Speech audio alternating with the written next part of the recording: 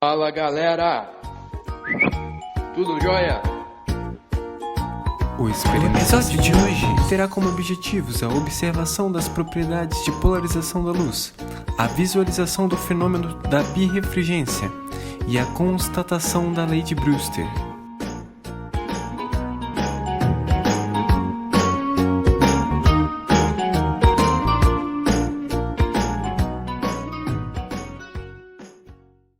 Para observar o comportamento da luz quando esta incide em um polarizador, utilizamos como fonte de luz um laser hélio-neônio, polarizadores, uma placa com fita adesiva e um anteparo. Primeiramente, direcionamos o feixe de luz do laser em apenas um polarizador e, na sequência, posicionamos o polarizador em diferentes direções. Ao fazer isso, notamos que a intensidade da luz que atingiu o anteparo ao sair do polarizador variava de acordo com a direção ajustada no mesmo. Assim, no intuito de obter a extinção do feixe de luz, que teoricamente já estava polarizado pela tecnologia de construção do próprio laser, posicionamos o polarizador até obter a extinção do feixe. Para nossa surpresa, não obtivemos êxito nessa tentativa, pois não encontramos uma posição do polarizador que extinguisse o feixe de luz, mas sim uma posição que configurava um mínimo de intensidade. Essa primeira tentativa nos fez concluir que a extinção do feixe não seria concebível principalmente por dois motivos. O primeiro é que o polarizador não é perfeito, isto é, os polímeros em seu interior, que em teoria seriam responsáveis por permitir que a luz incidente vibrasse em apenas um único plano, não estão perfeitamente alinhados, permitindo a vibração em diferentes planos. O segundo motivo, não tão determinante quanto o primeiro, é que o feixe de luz que sai do laser também não é um feixe 100% polarizado. Ainda no intuito de extinguir o feixe de luz, introduzimos outro polarizador entre o primeiro polarizador e o anteparo. Em seguida, mantendo a direção do primeiro polarizador na configuração de mínima intensidade, modificamos a direção do segundo, até conseguir a total extinção do feixe. Com esse resultado experimental, concluímos que quando o feixe passa pelo primeiro polarizador, boa parte dos diferentes planos de vibração são, entre aspas, barrados, e uma pequena parte é retransmitida, mas não em um único plano de vibração. Esses fótons retransmitidos atingem o segundo polarizador e então não são mais retransmitidos, produzindo assim a extinção total do feixe no anteparo. Por último, e para consolidar nosso conhecimento sobre polarizadores, introduzimos ainda um terceiro polarizador entre os dois utilizados anteriormente, mantidos ambos na configuração de extinção do feixe. Ao aplicar o laser nessa série tripla de filtros, modificando a todo instante a posição do filtro intermediário e mantendo a dos extremos, constatamos que ressurge no anteparo o feixe de luz. Além disso, também é possível atingir a condição de extinção que ocorrera antes apenas com dois polarizadores. Isso ocorre porque ora o filtro do meio está perpendicular ao primeiro filtro, caracterizando a extinção do feixe, e ora o segundo filtro está em posições que retransmitem o feixe de luz para o terceiro polarizador, que por sua vez retransmite as componentes desse feixe incidente para o anteparo. À luz das propriedades vetoriais dos campos elétricos e magnéticos e da aceleração dos elétrons dos polímeros dos polarizadores pela atuação desses campos, essa forma de abordagem de componentes vetoriais é facilmente compreendida. Para constatar o fenômeno da birrefringência, utilizamos como fontes de luz um laser de hélio-neônio e uma lâmpada policromática, polarizadores e placa de vidro com fita adesiva transparente. De início, com dois polarizadores posicionados à frente do laser, os ajustou de modo a extinguir o feixe de luz. Em seguida, entre os polarizadores, inseriu-se a placa com fita adesiva transparente e observou-se que a luz passou a incidir no anteparo. Isso ocorre pelo fato dos polímeros do material estarem totalmente desordenados, ao contrário de um polarizador onde estes encontram-se alinhados. Ao incidir a luz no material, cada polímero receberá energia do fóton e por meio de seus elétrons irá retransmitir a luz. essa que irá se propagar na mesma orientação deste polímero.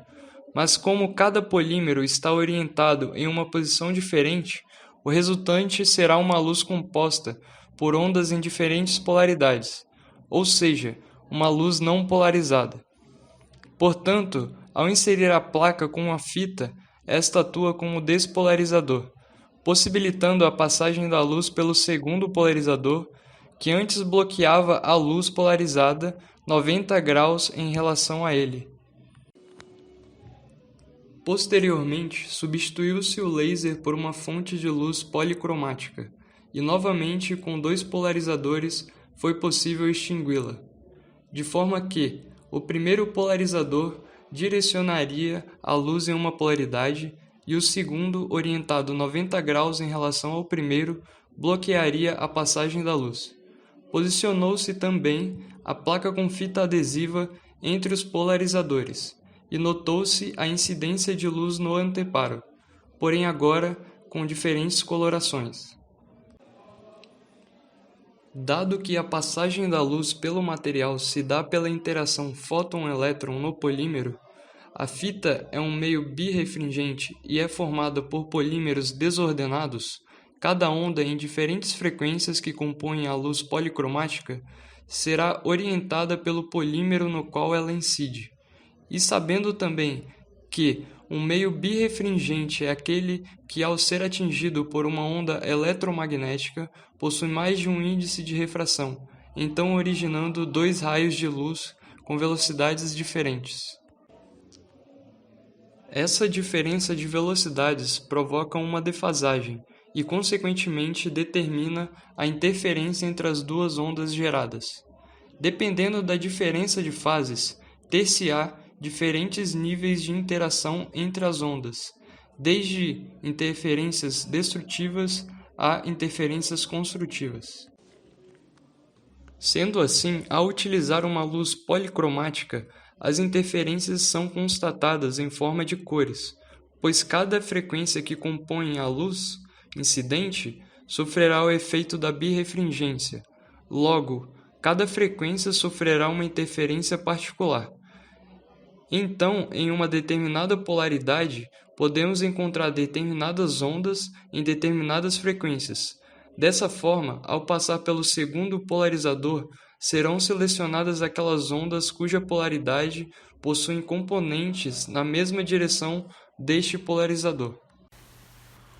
Com o intuito de observar a lei de Brewster, utilizou-se um laser hélio-neônio, polarizadores e uma placa de acrílico. Utilizando o laser, incidiu-se o feixe sobre a superfície da placa de acrílico, de modo que o raio refratado e o raio refletido pela placa atingissem os anteparos. E, em seguida, posicionou-se um polarizador entre o raio refletido e o anteparo, variando-se o ângulo de incidência até observar o máximo de extinção do feixe refletido.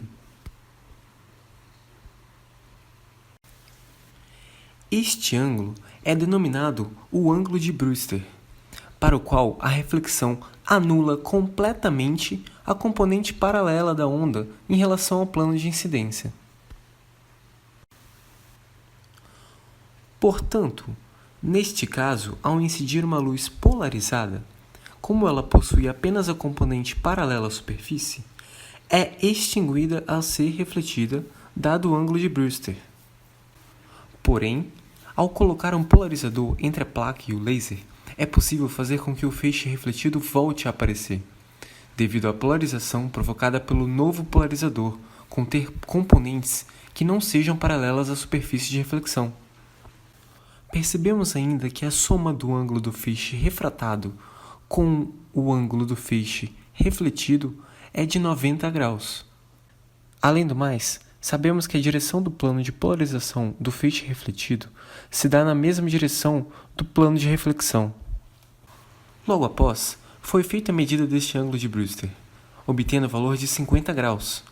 E sabendo que o índice de refração do ar é igual a 1, foi possível calcular o índice de refração do acrílico por meio da seguinte expressão, resultando no valor de 1,19. Se você gostou do vídeo, deixe seu like e se inscreva no nosso canal para ficar por dentro de todas as nossas novidades. Um grande abraço e até a próxima, baby!